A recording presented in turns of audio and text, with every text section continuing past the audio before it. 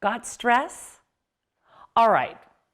We all know meditation is good for you. Exercise will make you feel great and be fit. And eating healthy is really great for your longevity. But why don't we do it? Why don't we do it?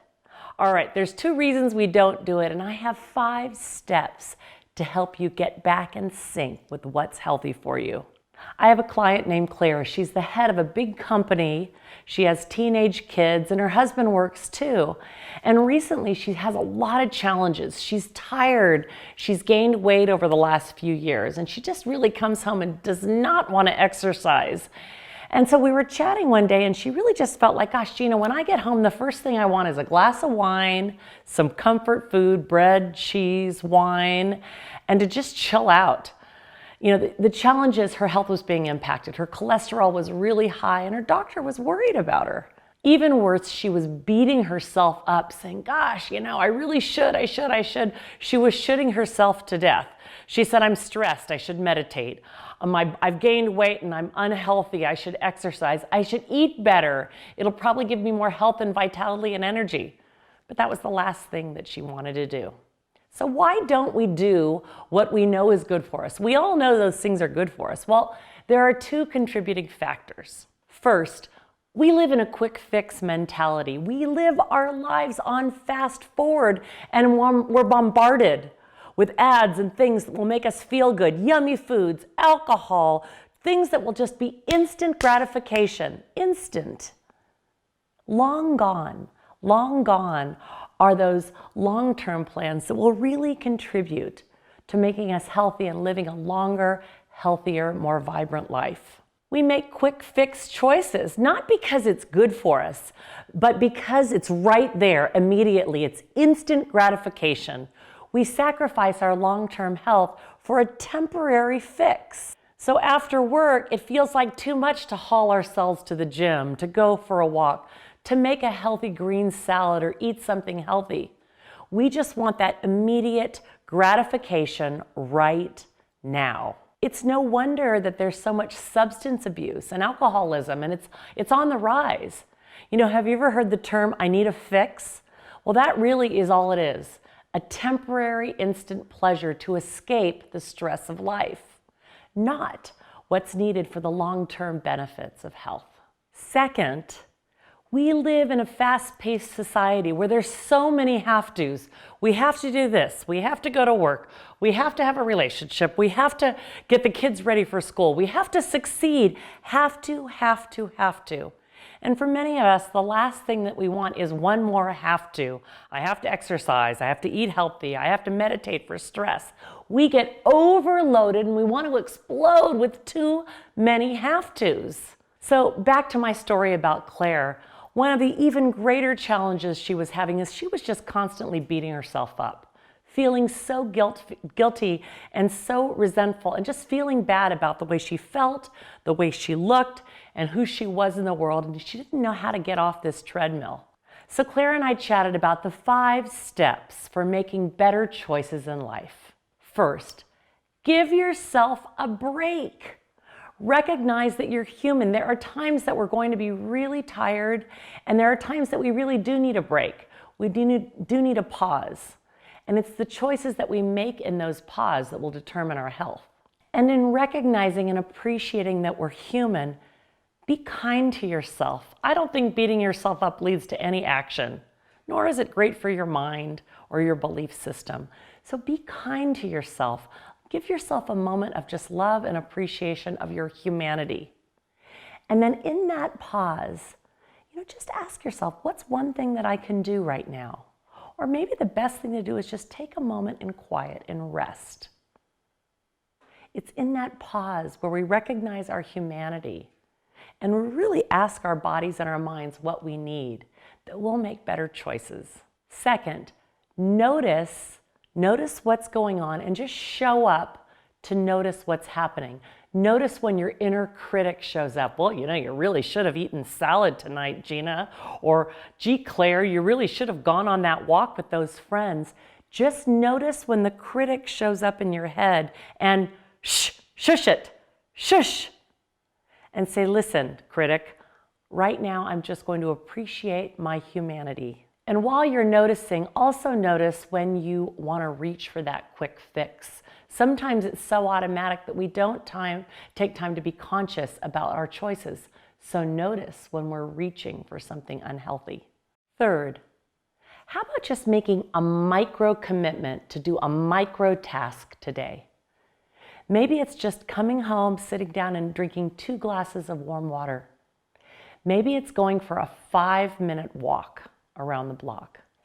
Maybe it's just sitting for a moment, for just a minute before you eat, to allow your body to calm so that you'll eat in a peaceful state. In another video, I talk about digestion and how that's so important.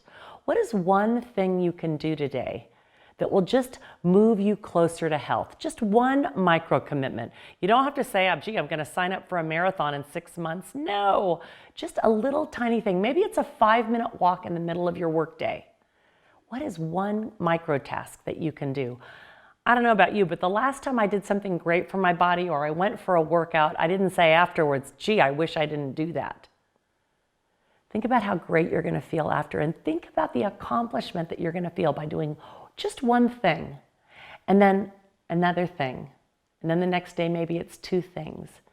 And all of a sudden you're going to realize that you have a habit, whatever it is, one micro task. Maybe it's in the morning playing one song that will make you feel good and put a smile on your face. Smiling is actually really good for your health. How about you commit to smiling more just during the day? Smiling changes your physiology, which will change your mindset. One micro commitment. That's it, one. Fourth, ask for help. Okay, us supermoms, us professional women, us overachievers, we don't like to always ask for help. It's much easier for us to give to someone else. And yet asking for help creates that balance and harmony in our lives. So ask for help. Maybe you want a friend that is in the same boat and you both commit each week to doing 5 micro commitments, or maybe going for a walk together. Involve your kids, involve your spouse. Go on a date night where you actually just go for a walk, where it's not always about food.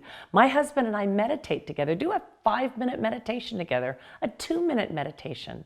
Involve your kids in saying, hey, let's all choose the micro commitments, the micro tasks that we'll do each day. Ask for help. Accountability is great. If I know I've made a commitment to support a friend and I've made a commitment for myself, I'm much more likely to do it for someone else than I would just for myself. Fifth, and this could be the most important thing, when you've made that commitment, when you've completed that task, when you've done something healthy, celebrate. What I do is I say, great job, Gina. Good job, Gina. Wow, go girl. And that may seem silly, but what happens is when you celebrate and you acknowledge a job well done, even if it's just a micro task, your brain hears that and your mind and body comply, and your brain registers, oh, good thing, and it imprints a map so that you keep doing it over and over again. You want to make sure after you've done something great that you said great.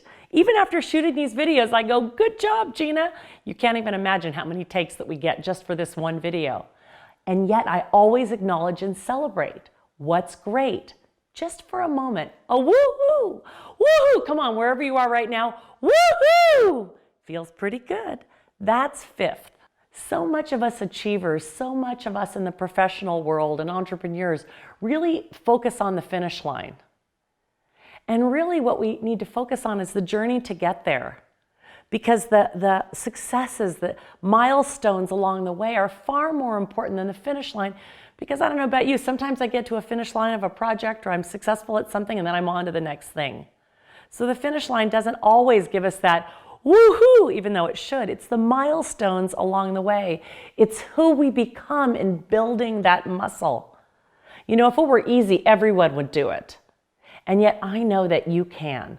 One step at a time. You know, there's that cliche phrase, the journey of 1,000,000 miles or 100 miles or a lot of miles begins with one step, one micro commitment. Okay, right now, what is one thing, one task that you can commit to, one micro task to do today that will lead to more health, longevity, vibrancy, and harmony and balance in your life? Just one thing. Find one thing. And as a matter of fact, I have a gift for you.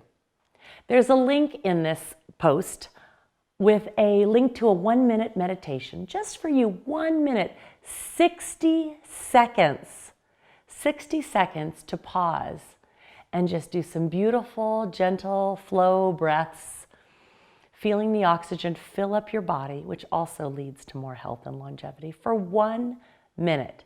And after you listen to it and watch it, I want you to just sit and notice how you feel. And guess what? Then you can go, check, done for the day. Have a beautiful day. Be well, be joyful, be inspired, and do that 1-minute meditation and complete that one tiny micro task. If you've enjoyed this video today, please sign up for my email list where I share more life tips, health hacks, things to do that will lead you to the life that you totally deserve. Have a beautiful day. Mwah.